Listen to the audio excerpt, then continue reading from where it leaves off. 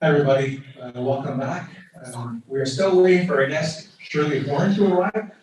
Shirley had other engagements earlier today, so just bear with us, and we should be back in a few more minutes to welcome our keynote speaker, Shirley Horton. You watch.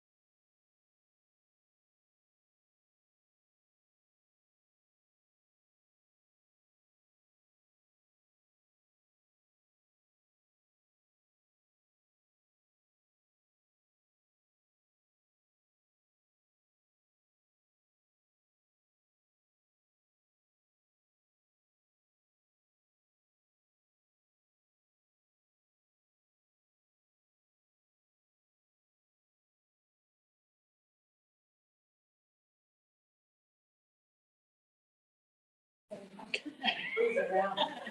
I can't see my person. Nope, you're good, Cheryl. Welcome back, everybody.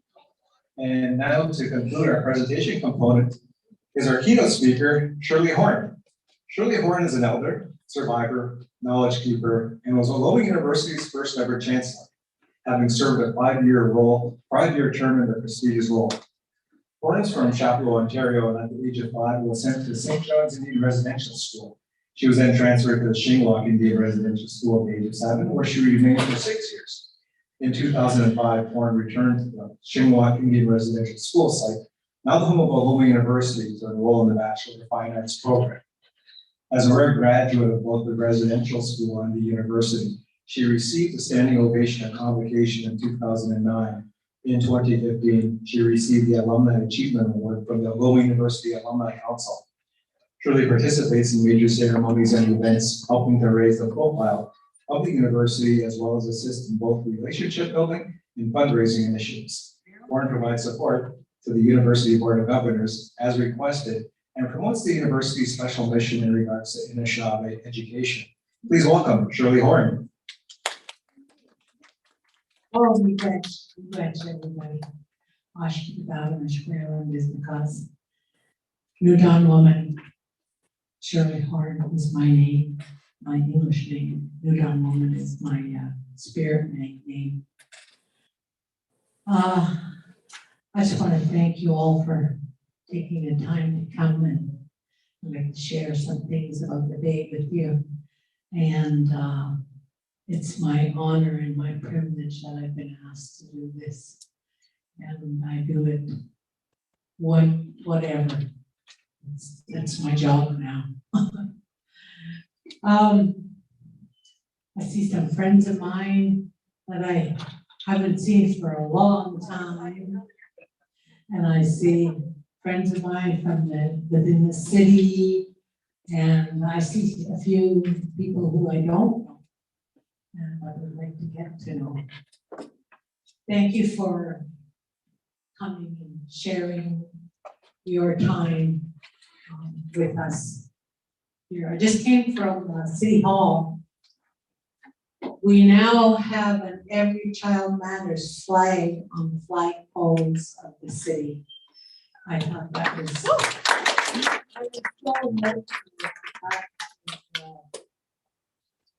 it's the landmarks for us as the children of Shingwalk, who started this movement so long ago. And we've never given up. We've never given in to anyone. We always knew what our mission was. And we had very, very many helpers along the way. And up in the back there's our friend and our helper that was here in 1981 when we first got together as a reunion for the children of Shingwalk. Dr. Teresa Termel. 91. Was it? Well, you didn't come in 81? Oh, yeah, okay, in 91. Sorry, it's so long ago. It's all a fog back here.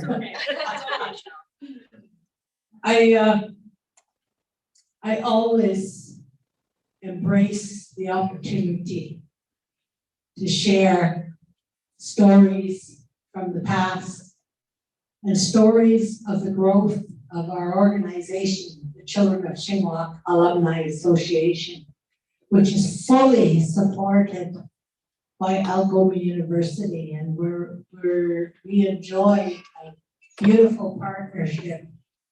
And we wouldn't be able to do half the things without that partnership. We're always planning and moving ahead, trying to think of things that we need to do to continue this journey. And you know what happened? They automatically show up for us. We trust in Spirit, in the Creator, to help us make these decisions. And so far, it's been going good.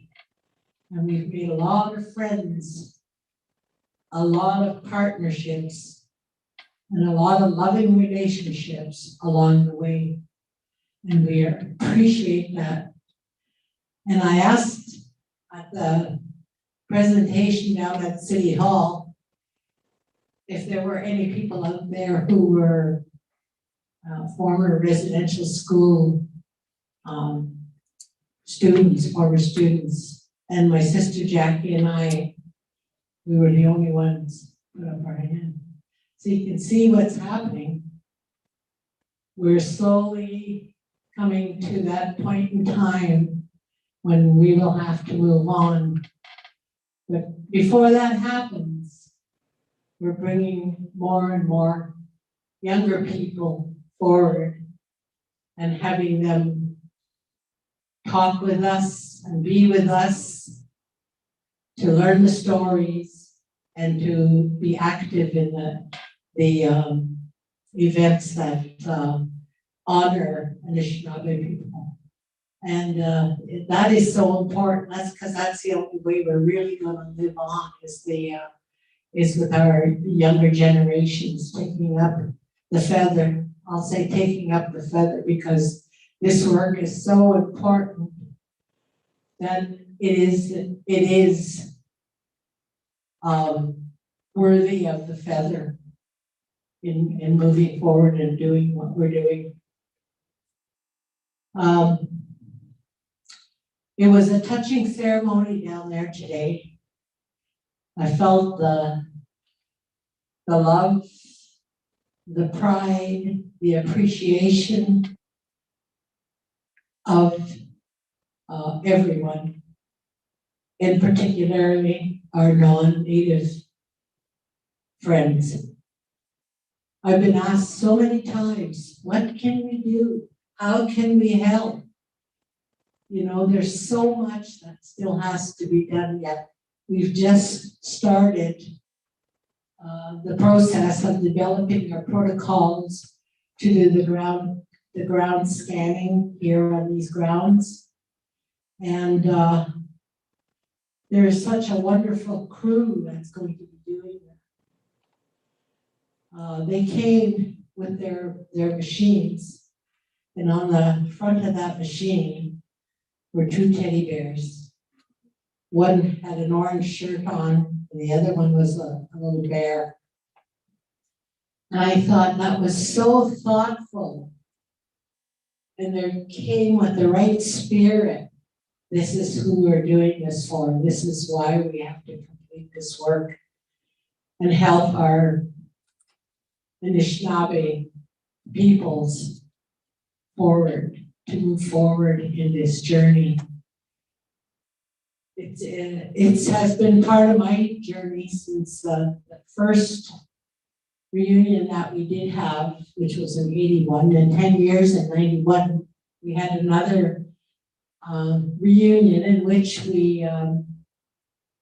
we started thinking in our minds of what we wanted to do as former students. And it's grown into the Children of Shingwak Alumni Association, which is pretty well known now in this country.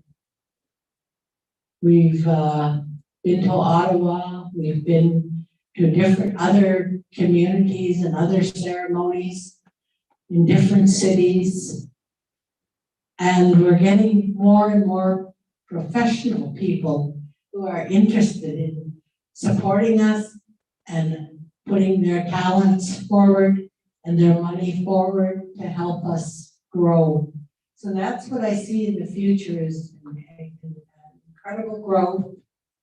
I've met so many people that their heart is in that place, and it's, you know, it's well deserved, and it's greatly appreciated by the former students that were here. There was a time when they would fill this whole room, everyone of those former students that came. And we would have had a little less, but because of COVID, we couldn't have a reunion this year or last year. So we're hoping that next year, in maybe July or August, that we'll be able to have a reunion here again, because there are many changes that are taking place. And everyone who's involved has a job to do, being it from the very smallest task to sitting on boards and sitting on committees and groups that are now forming in different areas, not only in Algoma University or with the children of Xinhua, but in different areas in Ottawa, within the Friendship Center and so on. So we're connecting with as many people as we can possibly do. And it was a pleasure to be welcomed by Mayor Provenzano and Ross Romano. He was also there, as well as the chiefs, Chief Sayers, Chief Goche, and Chief, who's the other one? Rickard. I don't know why that slipped out, but Chief Rickard as well. And their words were very powerful words that they shared with the people of Sault Ste. Marie.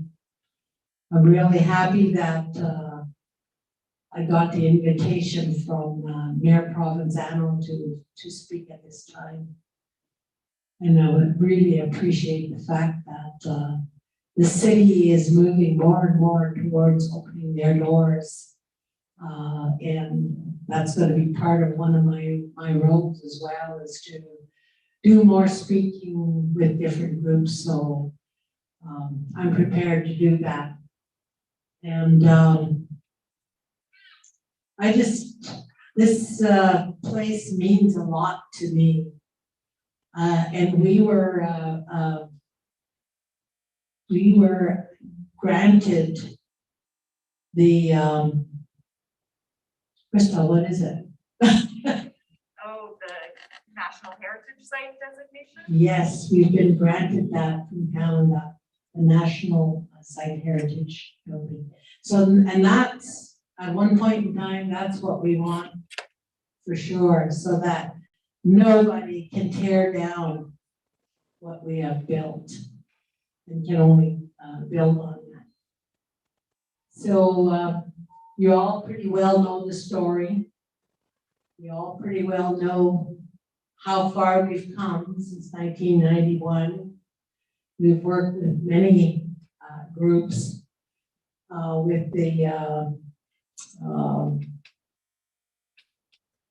Truth and Reconciliation was the pinnacle of where we wanted to move towards that pinnacle where the information gathering was. I think it took 10 years, was it 10 years? Something like that, to gather all that information. And then they had to compile it into a report with the recommendations that came forward. So we've got things, and we've moved that. It started, this little movement started in a little trailer out in the back, and we all sat there and we said, what do we have to do? We have to trust the Creator to bring us forward and to help us. And we just kept getting more ideas on more ideas and more ideas and things that we needed to do. So I'm very happy where we are today. We have a new part of the building that's going to be, and that's in the eastern part. That whole piece that juts out is all going to be torn down. And they're going to build a healing center there, and where we can gather, everyone can gather, not only with the Aboriginal people, but the non-Aboriginal people who are a big part of this institution here right now. And when the COVID was on, we certainly missed all of our students that were here. And seeing the staff and everybody in the halls, it was quite a strenuous time for this institution. And thanks to Ozma's fortitude and strength and her willingness to stand by what this institution is all about. And we really appreciate her. She supports everything that we do 100%. And we've never had that in the past. And we owe that to our wonderful president. There she is, Azma Vesna. Yes, we owe that to her willingness to sit with us, be with us, listen to us, make sure. We told her we wanted ceremony, so that's what was provided for us. We always had ceremony, and we made an agreement between us partners that we would begin everything with a ceremony, and that has worked so well for us. The spirit of this institution is guided by that spirit. And I just wanted to make sure that I want to introduce Azma Vesna. Were you here earlier? I wasn't, Shirley, but thanks for pointing out my tardiness. No, I know she was busy. I saw her. She didn't know I saw her, but You know where I was? I know you were across the road. I was across the road reading all the hearts that people had filled out, but then we went behind and had a look at the teaching lodge that just went up last weekend. Oh, Beautiful. I haven't been back there yet. Oh, something else I gotta do. So also, what we're going to be doing is we're going to be doing a ceremony up at the monument of the Wawanash Girls' School up beside the Legion. The Legion is going to work with us to develop a better or a bigger, it's not going to be a building, but it's going to be like a pergola or something to that shape that will make that outstanding traffic that goes by, and people will become more and more curious about it because lots of people don't even know it's there or why it's there. And it was started by a group of women in the city in the part of Terran Taurus who took, it was like a woman's auxiliary.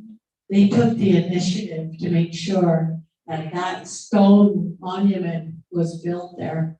The school didn't do it, the government didn't do it. Those women did it from Terran Taurus. And I'm just so grateful that they had it within them to respect what was already there, what was important to this city. And so as we move forward, things are growing. We now have a partnership with the universities of some of the universities in this country as well to talk about education, post-secondary education, and plan how we plan to go forward. And it's my experience that what's happening now within Algoma institution is that we've launched together, we've decided and made the commitment to raise the whole history of the Shingwak Residential School. And we're very grateful for the people who have the insights, who when they're met with challenges, then they will be able to share with us. And we all help each other through those challenges and those things that we have to work out. Sometimes they seem insurmountable, but in the end, it's just like a snap of the finger. I can't snap my finger. I got a wounded finger. like it happens. And that's because we have people who care here. I'm so grateful to Creator for putting everyone in our path that is going to be helping us along the way. So with that, I'll say miigwech to you. And maybe, does anybody have any questions they'd like to ask?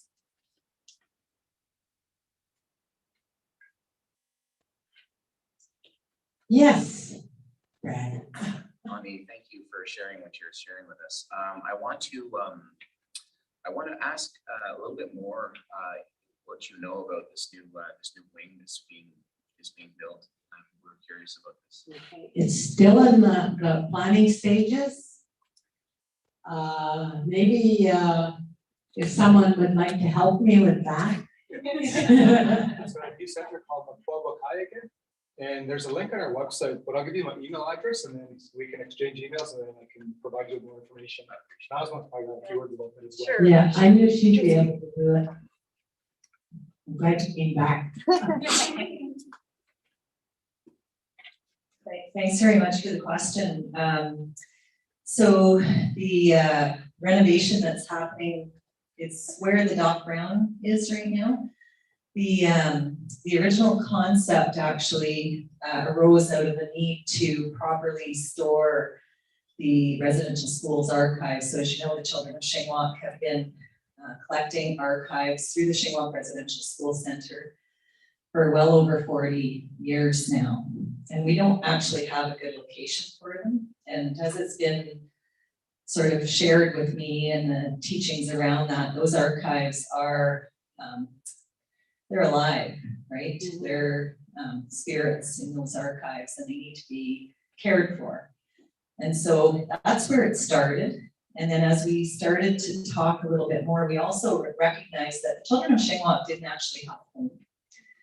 The Shingwalk Residential School Center, if you've been in it, is just an old decrepit classroom, really. And it's really not a suitable space for this really important work. The Shingwalk Residential School Center and CSAA are national leaders in the reconciliation. They were doing reconciliation before I think reconciliation was even a term. But they've been ensuring that the truth is told on the Shingwalk site forever. So as we finished, well, as you finished the exhibit in Shingwalk Hall, then we started to realize we had 15,000 visitors through the exhibit without even, we didn't even advertise it. So we knew that people wanted to learn this story, but we actually didn't have culturally appropriate spaces either for people to, it can be quite triggering when you're in there, Indigenous people, non-Indigenous people, and we wanted to ensure we had spaces throughout the edition so that people could come, they could sit, they could gather their thoughts, they could group if they wanted to and talk about what they had seen, what they had heard. So that was the original vision. And then as we spoke a little bit more, and we had quite a group of folks on the project planning team, we started to realize it was actually bigger than that. When you look at Shingwalk's original vision, he spoke about a teaching wigwam, and we started to say, like, what does that actually mean today? And we started to have a conversation, what does that mean for Algoma when you're welcoming 50 countries from around the world? And if you really do value cross-cultural teaching and learning, and we were hearing from faculty and others, we're not really sure what you mean by that and how to do that in our classrooms. Like, how do we approach in a different way? So now, not only will it house the archives, create a better space for the Shingwalk Residential School Center and the children of Shingwalk, but we see it now as Mkwawakayagan. Mkwawakayagan means, loosely translated in English, which is never really a great thing. It means home of the bear place. It's a place of healing through education.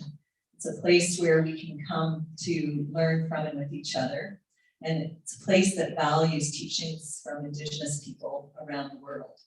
And so our hope is to build expertise in there so that it starts the work of becoming a true national center that can support a new way of teaching, learning, and research, a way that really empowers, a way that encourages and is inclusive and safe for people that are coming from all over. And I think you're gonna see new ways of researching. You're gonna see new curriculum being developed, new ways of teaching and learning. And that's what we're trying to create in Makwawakaiga. So I hope that's answered your question.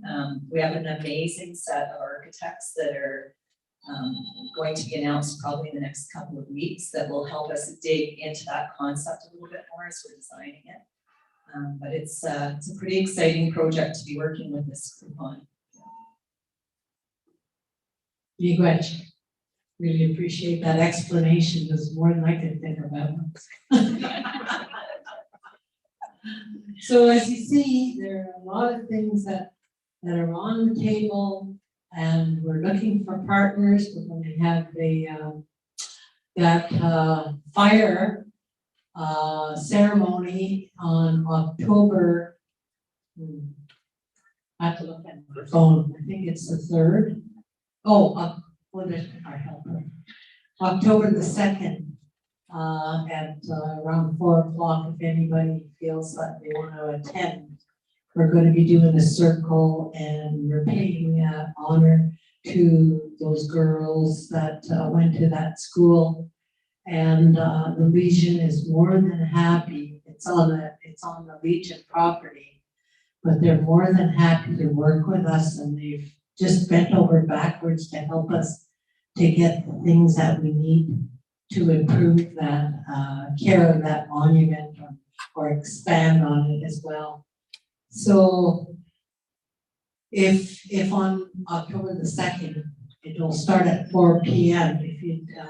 If any of you would like to come up on Great Northern Road by the Legion, that's where we'll be. And it's an honor to be able to do that. So are there any other questions? No? Can I say one more thing about Yeah. both items? Okay.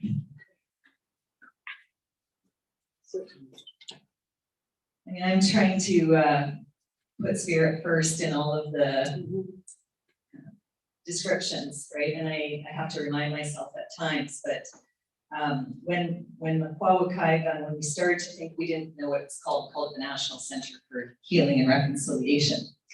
But we knew another name was gonna come. And it was Awaganu that helped us find that name through a very traditional way, through ceremony.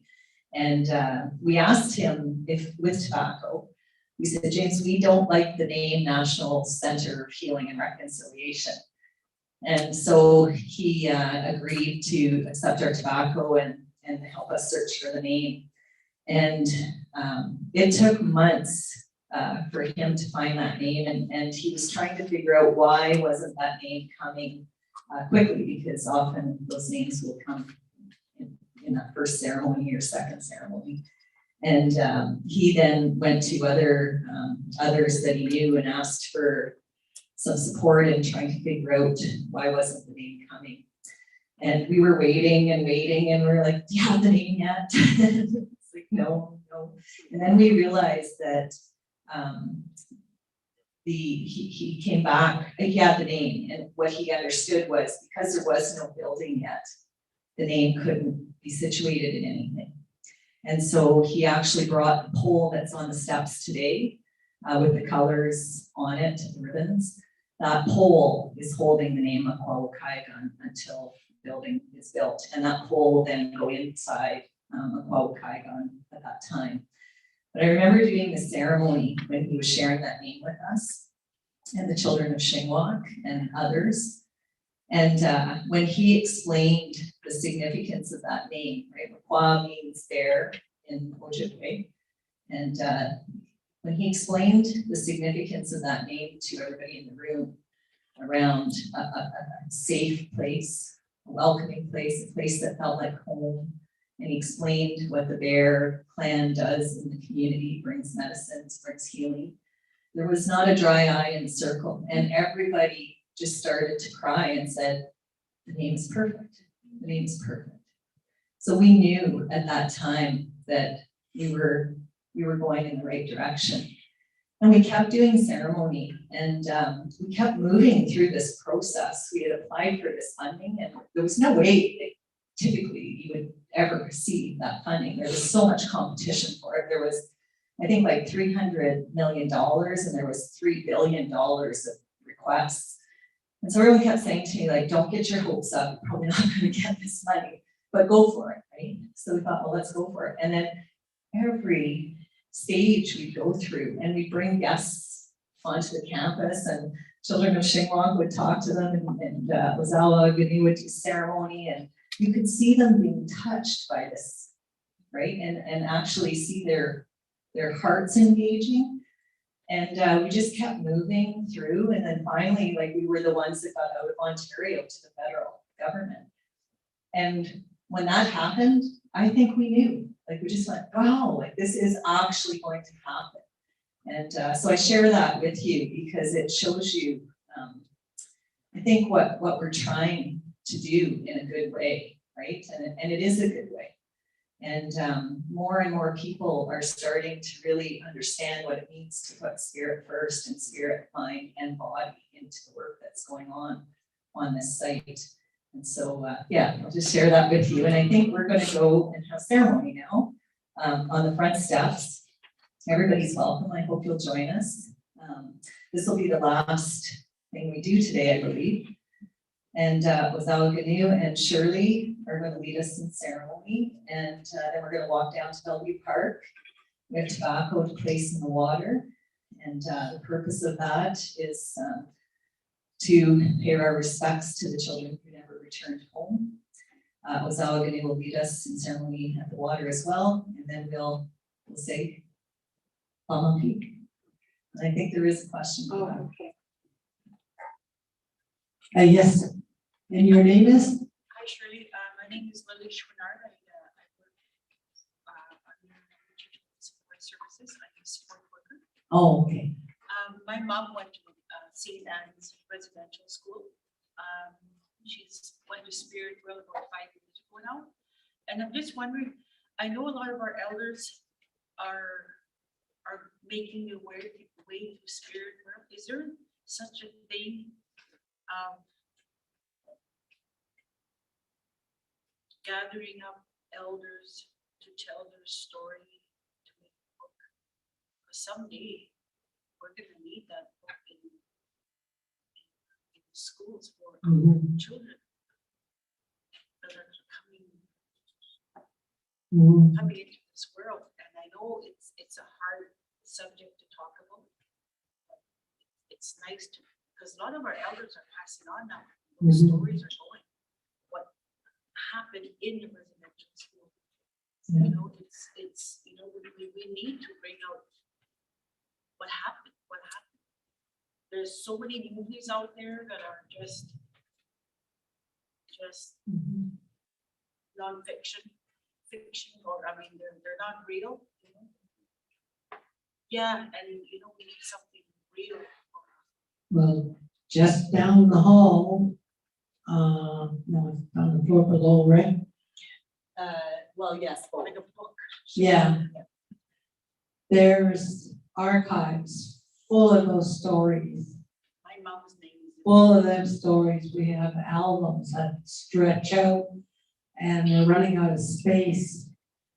The Truth and Reconciliation did a great job in the final gathering of those stories, and I'm sure there's going to be a lot of books coming out as well. And I'll just finish this. And you're welcome to come and talk with Krista. Krista is the keeper of the stories, so to speak. So anytime you want to, view some of those books or read some of those stories, they're available there.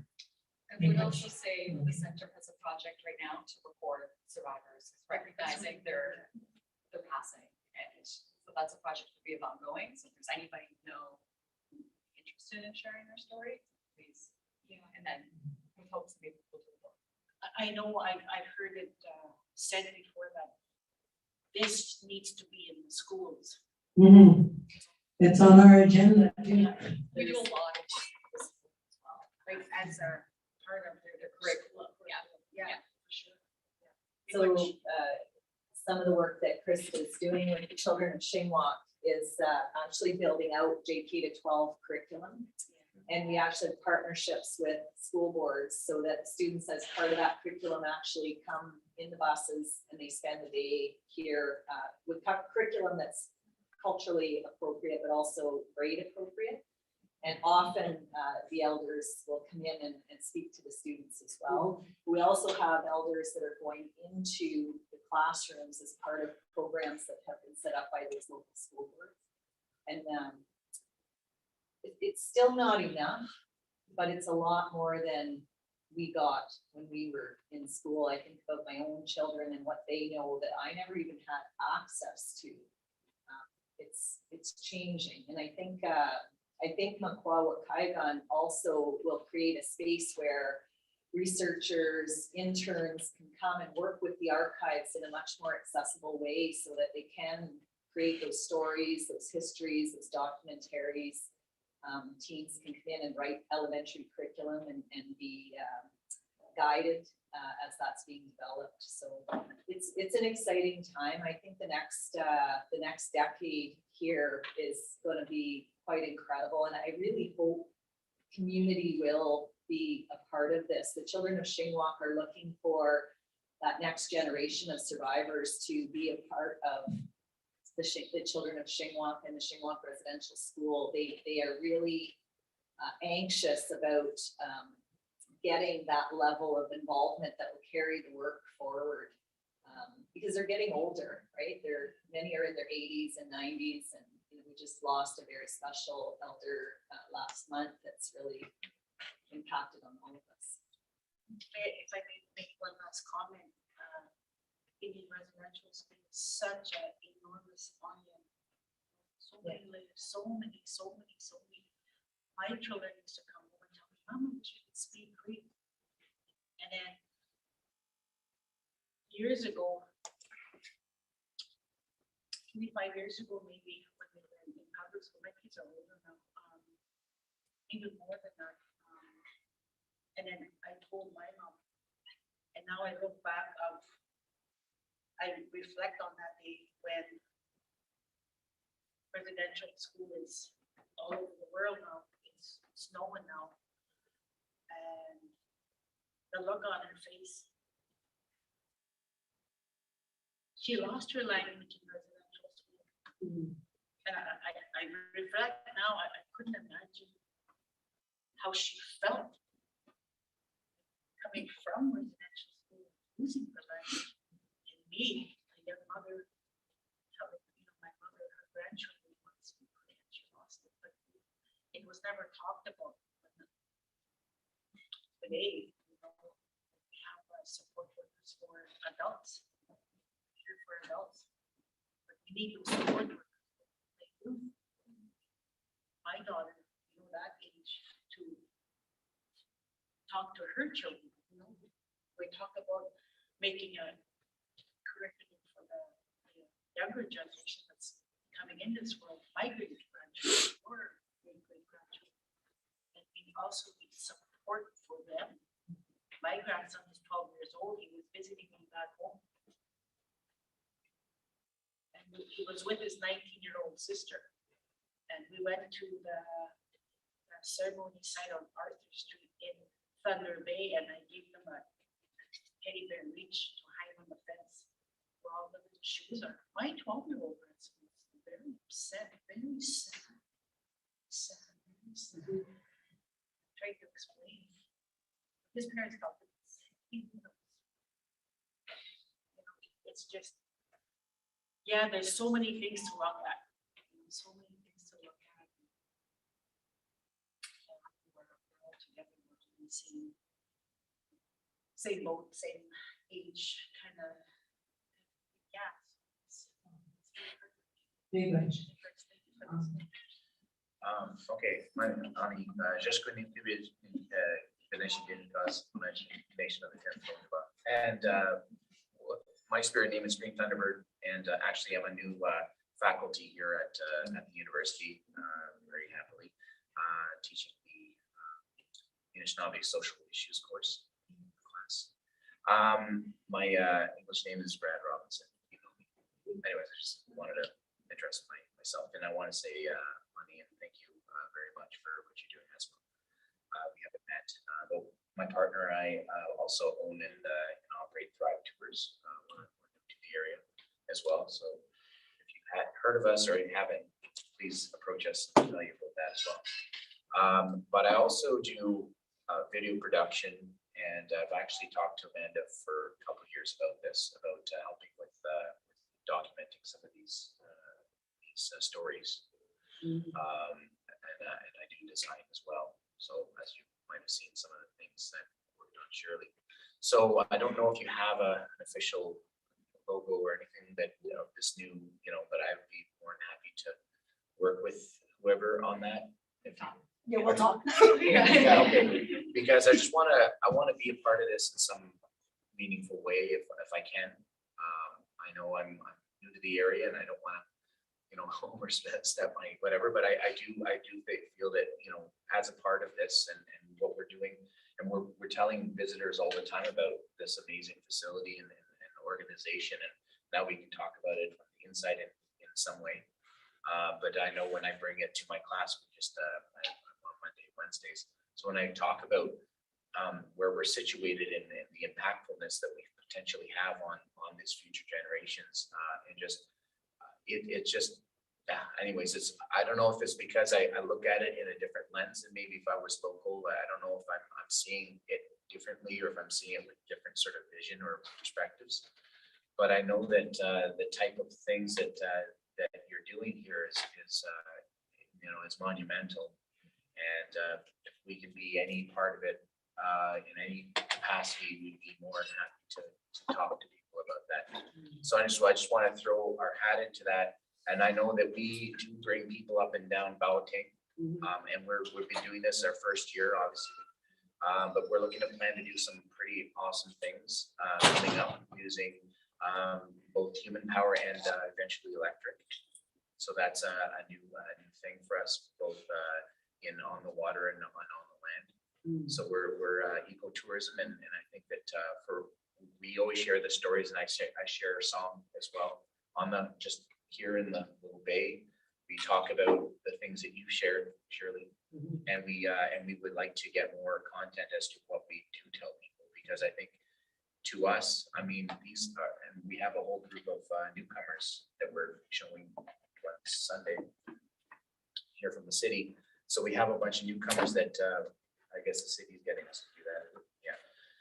But anyhow, but we want to talk to them about the real history, because a lot of people have come here and they don't have a sense of what it is. Heck, even people who have grown up here, just like myself, we've had to learn this stuff secondhand sometimes, and we need to be that. Sometimes we're that first point of contact, just like I am sometimes with some of the newcomers that show up in our class, in the classrooms here. So I want to just be able to be a part in some way to help. You said the magic word. We'll use your help for sure. But I want to go back to the lady who was looking for information in the stories. That lady right behind you there, she did her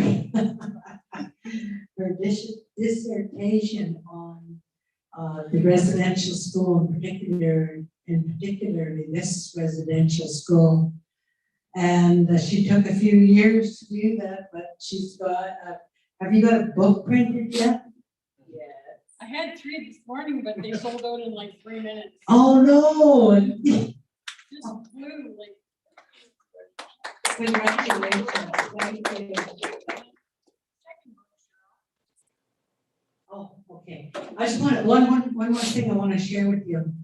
One of the elders from here, former student, will be at the Blue Jay New York baseball game. And Margie Kakaji will be throwing out the first pitch. Isn't that awesome? And she's down there now, warming up her arm. Thank you very much for coming, and I really appreciate being able to share with you some of my thoughts around the work that I'm doing and the work that our auditors are doing. Oh, we got, I'll let Oscar talk about where you're going next. Actually, I just want to thank you, Shirley, for continuing to speak your truth and for all of the time that you continue to give to us. You give us a part of who you are, and it is so appreciated. So much for being with us all week. I know you've been super busy, and I think everybody here has really appreciated the time with you this afternoon. So we are going to head out to the steps for those that are going to do the walk to Bellevue to close off our day in a good way and ceremony, and you're all welcome to join us. Thank you very much. I'm gonna drive up there. I'm not. Shirley's going to be selling and drive.